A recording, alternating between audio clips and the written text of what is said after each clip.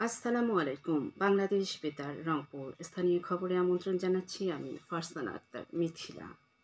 বর্ণাঢ্য আয়োজনের মধ্য দিয়ে গতকাল সারা দেশে চিরায়ত ঐতিহ্যে নববর্ষ ১৪৩২ বঙ্গাব্দের প্রথম দিন পহেলা বৈশাখ উদযাপিত হয়। এবছর নতুন বর্ষবরণে অন্তর্ভুক্তিমূলক নানা কর্মসূচি গ্রহণ করে সরকার। এসো হে বৈশাখ গানের সুর, বাঙালির লোকজ গান, প্রদর্শনী, র্যালি, আলপনা, নানা বর্ণের ফেস্টুনে রঙিন হয়ে ওঠে সড়কগুলো। নারী, পুরুষ, শিশু, কিশোর রং বেরঙের পোশাকে সজ্জিত হয়ে মেতে ওঠে বর্ষবরণের আনন্দে। জাতি, ধর্ম, বর্ণ নির্বিশেষে এদেশের সকল শ্রেণী পেশার মানুষ একাকার হয়ে বরণ করে নেয় ১৪৩২ বাংলা বছরকে। এবছরের প্রতিপাদ্য নববর্ষের ঐকতান, ফ্যাসিবাদের অবসান। প্রধান উপদেষ্টা অধ্যাপক ডক্টর মোহাম্মদ ইউনুস বাংলা নববর্ষ ১৪৩২ উপলক্ষে এক ভিডিও বার্তায় দেশবাসীকে শুভেচ্ছা জানিয়েছেন এবং সকলের জন্য আনন্দময় সুদিনের প্রত্যয় ব্যক্ত করেছেন। বাঙালি জাতির শাশ্বত ঐতিহ্যের প্রতীক বাংলা নববর্ষকে উৎসব মুখর করে তুলতে বের হয় আনন্দ শোভাযাত্রা। বসে বৈশাখী মেলা। গ্রামে, নগরে, বন্দরে বাঙালির আনন্দঘন লোকায়ত সংস্কৃতি মেলায় নাগরদোলা, পুতুল নাচ, যাত্রা, লোকযোগানের আসর বসে। নববর্ষ উপলক্ষে সকল কারাগার, হাসপাতাল ও শিশু পরিবারে উন্নত মানের ঐতিহ্যবাহী বাংলা খাবার পরিবেশন করা হয়। বাংলাদেশ বেতার, বাংলাদেশ টেলিভিশন এবং অন্যান্য বেসরকারি টিভি চ্যানেল এবং রেডিও স্টেশন এ উপলক্ষে বিশেষ অনুষ্ঠান প্রচার করে। উত্তরাঞ্চলের সাহিত্য সংস্কৃতির প্রাণকেন্দ্র রংপুর টাউন হল চত্বরের মুক্ত মঞ্চে জাতীয়তাবাদী সামাজিক ও সাংস্কৃতিক সংস্থা জাসাস বর্ষবরণ অনুষ্ঠানের আয়োজন করে।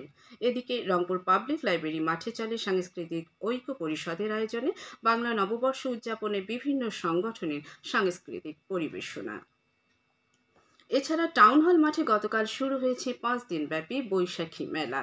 জেলা বিসিক ও জাতীয় ক্ষুদ্র ও কুটির শিল্প সমিতি এবং জেলা প্রশাসন এ মেলার আয়োজন করেছে। বেগম রোকেয়া বিশ্ববিদ্যালয়ে বর্ষবরণে দুদিন ব্যাপী অনুষ্ঠানের আয়োজন করা হয়। এ উপলক্ষে আনন্দ শোভাযাত্রা বের করা হয়। এছাড়া বাংলা নববর্ষ উদযাপন উপলক্ষে Carmichael college, Rangpur metropolitan police public school and college দিনব্যাপী অনুষ্ঠানমালার আয়োজন করে। এদিকে লালমনিরহাট, গাইবান্ধা, কুড়িগ্রাম, জয়পুরহাট সহ উত্তরাঞ্চলের অন্যান্য জেলা ও উপজেলাতেও বাংলা নতুন বছর বরণে আনন্দ শোভাযাত্রা ছাড়াও লোকজ মেলা, গ্রামীণ খেলাধুলা ও সাংস্কৃতিক অনুষ্ঠানের আয়োজন করা হয়। আগামী ১৮ এপ্রিল ঐতিহাসিক বড়াইবাড়ি দিবস পালনের জন্য আজ কুড়িগ্রামের রৌমারী উপজেলার বারবান্দা উচ্চ বিদ্যালয় মিলনায়তনে এক প্রস্তুতি সভার আয়োজন করা হয়। সাবেক সংসদ সদস্য মোহাম্মদ রুহুল আমিন এতে সভাপতিত্ব করেন। সভায় শহীদ ও আহত পরিবারগুলোকে সংবর্ধনা প্রদান এবং স্মৃতি স্তম্ভে পুষ্পমাল্য অর্পণের সিদ্ধান্ত নেওয়া হয়। উল্লেখ্য, ২০০১ সালের ১৮ এপ্রিল বড়াইবাড়ি সীমান্তে বিএসএফ এর সাথে বর্ডার গার্ড সদস্যদের এক সংঘর্ষে ৩ জন বর্ডার গার্ড সদস্য শহীদ হন। রংপুরে আর রাহমা উইমেন্স ওয়েলফেয়ার ইসলামিক সেন্টারের উদ্যোগে গতকাল নগরের একটি অভিজাত হোটেলে হজ প্রশিক্ষণ কর্মশালা অনুষ্ঠিত হয়। এতে প্রধান অতিথি ছিলেন সিটি কর্পোরেশনের প্রধান নির্বাহী কর্মকর্তা উম্মে ফাতিমা। কর্মশালায় রংপুর জেলার ১৫০ শতাধিক নারী অংশ নেন। তাদের হজ পালনে বিভিন্ন দিক নির্দেশনা সহ স্বাস্থ্য বিষয়ক প্রশিক্ষণ দেওয়া হয়। এদিকে লালমনিরহাটের হাতীবান্ধায় গতকাল দিনব্যাপী এক হজ প্রশিক্ষণ অনুষ্ঠিত হয়। হাতীবান্ধা হাজী কল্যাণ পরিষদ এর আয়োজন করে। পরিষদের সভাপতি মোহাম্মদ লুৎফর রহমানের সভাপতিত্বে অনুষ্ঠিত এই প্রশিক্ষণে পবিত্র হজ পালনে বিভিন্ন দিক নির্দেশনা সহ স্বাস্থ্য বিষয়ক পরামর্শ প্রদান করা হয়। প্রশিক্ষণে ৭৫ জন হজযাত্রী অংশগ্রহণ করেন।